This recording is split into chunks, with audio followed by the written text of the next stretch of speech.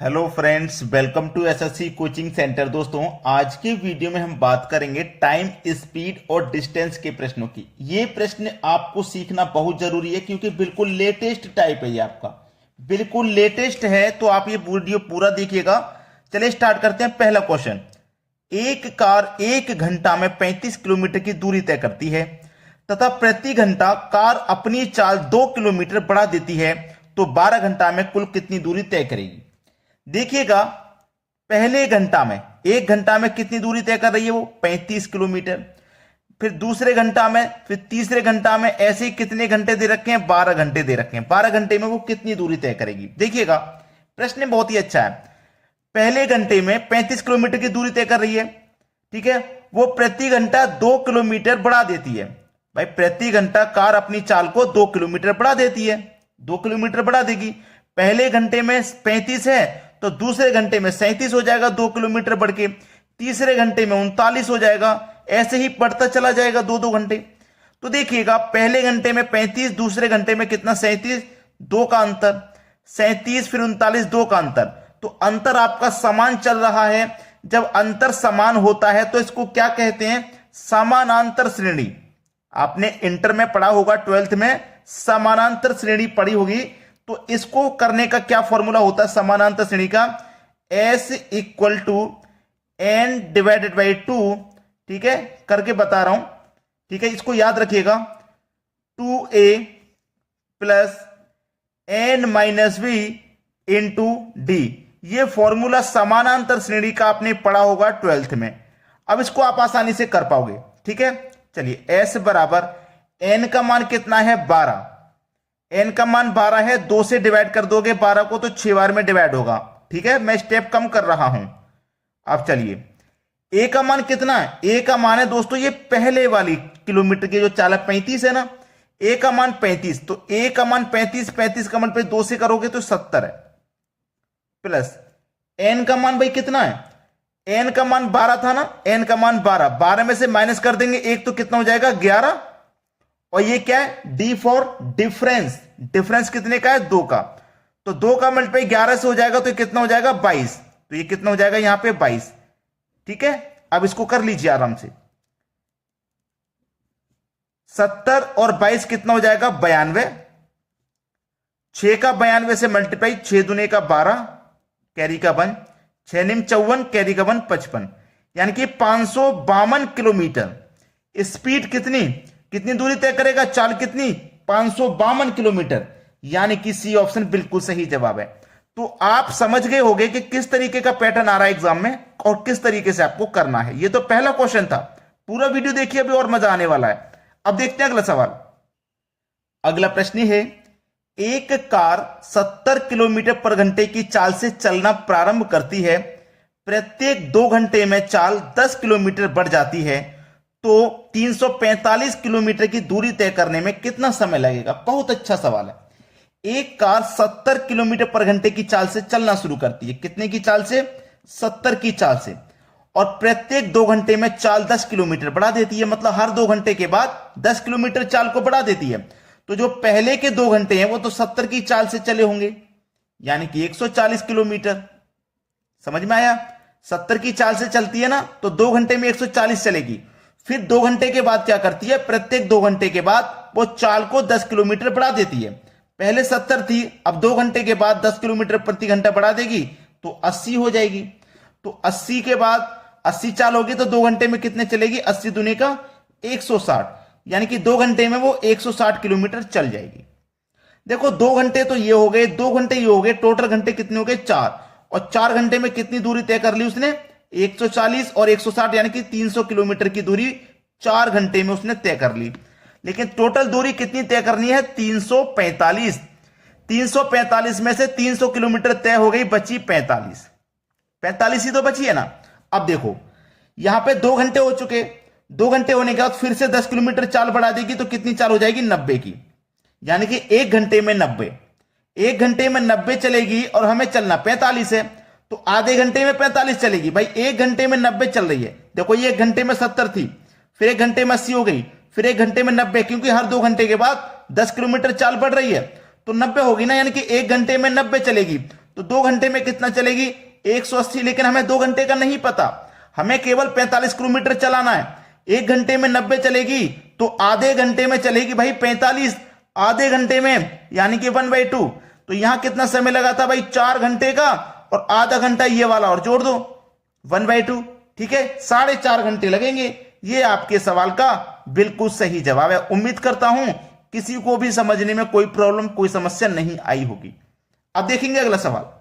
अगला सवाल है, एक आदमी एक निश्चित दूरी 30 घंटे में तय करता है, वह अपनी चाल में 1/15 भाग की कमी कर देता है, तो पहले से 10 किलोमीटर कम दूरी तय करता है, तो वास्तविक चाल ज्ञात करें। चाल ज्ञात करनी है ना, बहुत ही अच्छा प्रश्न है। देखो आपके पास समय दिया गया है, समय दिया गया है ना, तो समय बराबर क्या फॉर्मूला होता है, समय बराबर होता है दूरी बट्टे चाल, यही तो फॉर्मूला होता है। चलो समय हमारे पास कितना है 30 घंटे का, दूरी हमें नहीं पता, डिस्टेंस नहीं पता, और जो चाल है वो चाल भी हमें नहीं पता, जो स्पीड है वो भी हमको नहीं पता है। नहीं पता ना, कोई बात नहीं।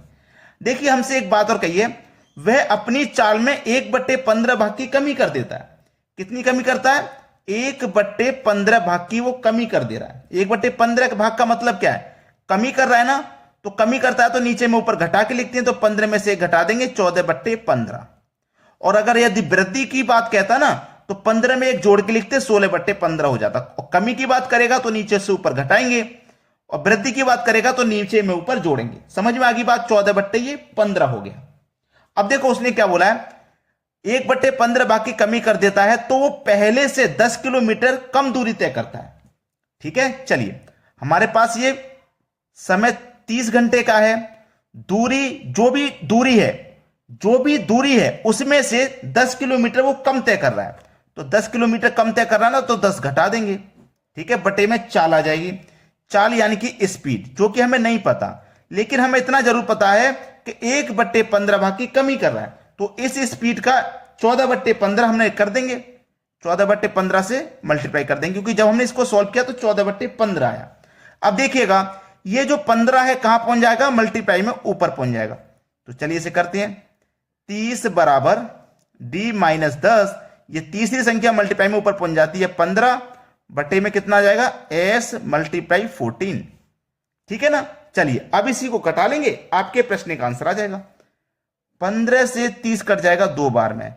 देखो 14 का मल्टीप्लाई आप 2 से करोगे ना, 14 दूनी का 28, ये हो जाएगा 28s, s का मल्टीप्लाई होगा ना साथ में, बराबर d माइनस 10, यही तो है d माइनस 10, ये आ गया।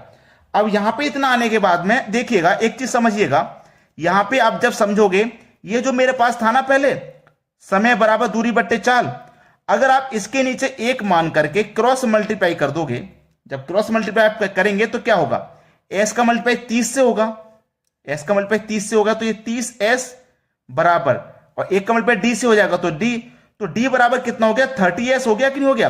तो जहां पे d दिया गया है हम वहां पे 30s लिख सकते हैं, तो 28s बराबर 30s माइनस 10, हम जहां d लिखा हुआ है, क्योंकि d कितने के बराबर 30s के बराबर है, तो जहां d लिखा हुआ है हम वहां 30s लिख सकते हैं।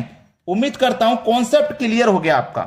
चलिए अब देखिए ये 20s ये 30s, तो 30s इधर आके माइनस के 30s हो जाएंगे, तो 30s में से प्लस के 28s माइनस हो जाएंगे, तो माइनस के 2s बचेंगे, ठीक है, इधर आके माइनस के 2s बचे, बराबर इधर कितना माइनस का 10, तो देखो माइनस से माइनस कट गया, s बराबर 10, ये प्लस का 2 ना इधर आके माइनस बटे में आ जाएगा, मल्टीप्लाई का जो 2 है इधर आके बटे में आ जाएगा, 2 से 10 कट जाएगा 5 बार में, तो s बराबर कितना आ गया आपका 5। तो वास्तविक चाल क्या है 5 किलोमीटर प्रति घंटा, जो कि हमारे बी ऑप्शन में दिया गया है। उम्मीद करता हूं प्रश्न आपको बहुत अच्छे से समझ में आ गया होगा, और अब जब भी आपके एग्जाम में ये क्वेश्चन आ जाए तो आप उसे छोड़ के बिल्कुल भी मत आइएगा, क्योंकि हमने आपको बहुत अच्छे से बता दिया है। बस आपको जरूरत है तो प्रैक्टिस की, प्रैक्टिस आपको करनी पड़ेगी भाई। कोई सा भी प्रश्न हो, अगर आप प्रैक्टिस नहीं करोगे तो नहीं सीखोगे कभी। प्रैक्टिस जितनी कर लोगे जुबान पे रट जाएगा, उंगलियों पे सेट हो जाएगा सवाल। अब देखते हैं अगला प्रश्न। अगला प्रश्न है, एक ट्रेन वास्तविक चाल का 7/11 चाल से चलता है तो 22 घंटों में पहुंच जाता है, यदि वह अपने वास्तविक चाल से चले तो कितने समय की बचत होगी, ये पूछा है। समय की बचत, समय बराबर क्या होता है भाई, समय बराबर दूरी बट्टे चाल, ये होता है। चले, यही तो होता है। अब समय आपके पास कितना, 22 घंटे का, 22 घंटे का समय है, तो मैं यहां पे 22 लिख लेता हूं, बराबर डिस्टेंस अपॉन में चाल यानी कि स्पीड। ठीक है, चलिए अब यहां पे इस पे सॉल्व करेंगे तो देखना 22 बराबर, अब यहां पे एक चीज क्लियर हो जाएगी, डिस्टेंस कितनी है भैया, 7/11। 7/11 देखो मैं इसको पहले के जैसे सॉल्व कर लूंगा, मैं यहां पे इसको पहले के जैसे सॉल्व कर लूंगा, क्योंकि हमारे पास जो दिया गया है वो है यहां पे चाल का 7/11 है ना, तो यहां पे जो मेरे पास डिफरेंस है, चलिए जो डिफरेंस है ना वो चाल का 7/11 है, यानी कि स्पीड का मतलब मल्टीप्लाई कितना, 7 के बटे में 11, यही तो है। अब जो तीसरी संख्या है वो मैंने क्या बताया आपको, ऊपर पहुंच जाती है मल्टीप्लाई में, तो 22 बराबर डी इंटू 11 बटे में एस इंटू 7। ठीक है, 11 से 22 कट जाएगा 2 बार में, और देखो 7 का मल्टीप्लाई 2 से तो 14, यानी कि 14 एस हो जाएगा, एस का भी तो मल्टीप्लाई होगा, बराबर इधर बचा डी। अब देखना प्रश्न को देखना, डी बचा मेरे पास। ठीक है, अब यहां पे अगर इसके नीचे एक मान के क्रॉस मल्टीप्लाई जब हम करेंगे, तो ये हो जाएगा 22s बराबर 1d। तो जहां d लिखा हुआ है वो कितने के बराबर है, 22s के बराबर है, तो d के स्थान पर हम 22s लिख सकते हैं, और इधर कितना है 14s है, यही तो है। इधर कितना भैया 14s, और इधर कितना है 22s, यही तो है। इतना दिया गया आपको, अब इतना ही तो दिया गया, इसे आप क्या करोगे, हल कर लोगे, सॉल्व कर लोगे, आंसर आ जाएगा। ठीक है, आंसर आ जाएगा कि नहीं आ जाएगा, तो देखना इधर 14s इधर 22s, तो 22s में से 14s घट जाएंगे तो आपके पास क्या बचेंगे 8, यानी कि 8 घंटे का समय लगेगा। कितने की बचत होगी भाई, 8 घंटे की बचत हो जाएगी। बी ऑप्शन प्रश्न का बिल्कुल सही जवाब है। उम्मीद करता हूं कि सभी को प्रश्न अच्छे से समझ में आ जाएगा। अब देखेंगे अगला प्रश्न। अगला प्रश्न है 150 मीटर लंबी एक ट्रेन 500 मीटर लंबे पुल को पार करने में 30 सेकंड का समय लेती है। 370 मीटर लंबे प्लेटफॉर्म को पार करने में ट्रेन को कितना समय लगेगा। सबसे जरूरी बात यह है कि इसमें जो यूनिट दी गई है सब सेम है, चेंज नहीं करना। मीटर सेकंड किलोमीटर दिया होता, सेकंड दिया होता तो चेंज करना होता ना, तो इसमें चेंज कुछ नहीं करना। कितना समय लगेगा, सबसे पहली बात तो यह है जरूरी कि हमारे पास देखो दूरी भी है, समय भी है, लेकिन चाल नहीं है, तो चाल निकाल लेते हैं। चाल बराबर दूरी बट्टे समय, यह फॉर्मूला होता है जिसमें कि हमारे पास चाल हमें निकालनी है। तो दूरी हमारे पास कितनी है 150 की है, 500 की है, टोटल मिलके 650। समय हमारे पास दोस्तों कितना है, समय हमारे पास देखिएगा 30 सेकंड का समय है। कितना 30 सेकंड का, 30 लिखेंगे। देखो 0 से 0 कट गया तो 65 के बटे में 3 ये हमारी चाल हो गई। 65 के बटे में 3 ये क्या हो गई, चाल हो गई। 65 बटे 3 चाल। अब हमसे पूछ रहा है समय, समय पूछा है ना, तो समय बराबर क्या होता है दूरी बटे चाल। समय बराबर दूरी बटे चाल होता है। ठीक है, अब चलिए समय हमको निकालना है। दूरी कितनी है भाई, दूरी कितनी है, देखो दूरी है हमारे पास 370। ये कितना दूरी है 370 की ये, और 150 की लंबी ट्रेन। ये जो हमारी ट्रेन है ये 500 मीटर लंबे पुल को भी पार करेगी और 370 मीटर लंबे प्लेटफॉर्म को भी पार करेगी। तो पहले हमारी जो दूरी थी वो 150 और 500 650 थी, और अब जो दूरी है वो 370 और 150 मिला के है। ठीक है, जो 520 हो जाएगी। किसी भी चीज को पार करे ट्रेन, उस चीज के साथ साथ अपनी दूरी को भी तो पार करती है, तभी तो कोई चीज पार होती है। जैसे मान लो प्लेटफॉर्म इतना बड़ा है, अब ट्रेन ने यहां से आना शुरू किया, तो ट्रेन का जब इंजन यहां आ जाएगा तो इंजन आगे निकल गया, तो समझो प्लेटफॉर्म पार हो गया कि नहीं। बिल्कुल लास्ट वाला जो डिब्बा है, जब तक वो यहां से पार नहीं हो जाएगा, जब तक कोई चीज पार नहीं होगी, तो ट्रेन अपनी दूरी को भी पार करती है, प्लेटफॉर्म के साथ साथ अपनी दूरी को भी पार करती है। तो कितनी दूरी हो गई 520 हो गई। चाल हमारे पास कितना है 65 बटे 3, 65 के बटे में 3। तो ये तीसरे नंबर वाली संख्या कहां पहुंच जाती है मल्टीप्लाई में, ऊपर 3 यहां आ जाएगा, यहां से हट जाएगा। चलो 13 पंजे 65, 13 चौके 52 और एक ही जीरो कट गया। 5 से 40 कट जाएगा 8 बार में, 8 का मल्टीप्लाई 3 से कर दो 24 सेकंड का समय लगेगा। सवाल खत्म भाई। सी ऑप्शन बिल्कुल सही जवाब है। अगर अभी तक लाइक नहीं किया है वीडियो तो लाइक कर दो, और यदि शेयर नहीं किया है तो शेयर कर दो। ठीक है दोस्तों, धन्यवाद।